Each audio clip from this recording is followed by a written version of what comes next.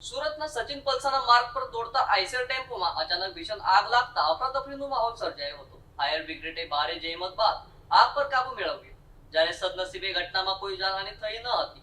જો કે ટેમ્પોને ભારે નુકસાન પહોંચ્યું હોવાનું સામે આવ્યું છે. સુરતના સચિનથી પલસાણા તરફ જતા માર્ગ પર એક આઈસર ટેમ્પોમાં અચાનક ભીષણ આગ લાગવાની ઘટના સામે આવી છે. આગ લાગતા સમગ્ર વિસ્તારમાં અફરાતફરીનો માહોલ સર્જાયો હતો.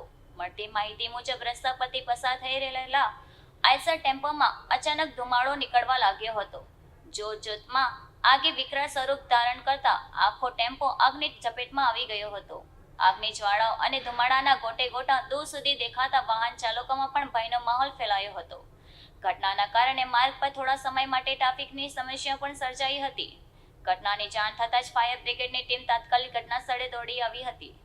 ફાયર જવાનોએ આગને વધુ ફેલાતી અટકાવવા માટે તાત્કાલિક બચાવ કામગીરી શરૂ કરી હતી. ભારે જહેમત અને સતત પ્રયાસો બાદ ફાયર વિભાગે આગ પર કાબુ મેળવવામાં સફળતા મેળવી હતી. આગની તીવ્રતાને કારણે ટેમ્પોને ભારે નુકસાન પહોંચવા હોવાનું જાણવા મળ્યું છે.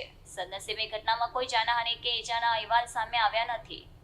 હાલ આગ લાગવાનું ચોક્કસ કારણ જાણવા ફાયર વિભાગ અને સંબંધિત તંત્ર દ્વારા વધુ તપાસ હાથ ધરવામાં આવી રહી છે.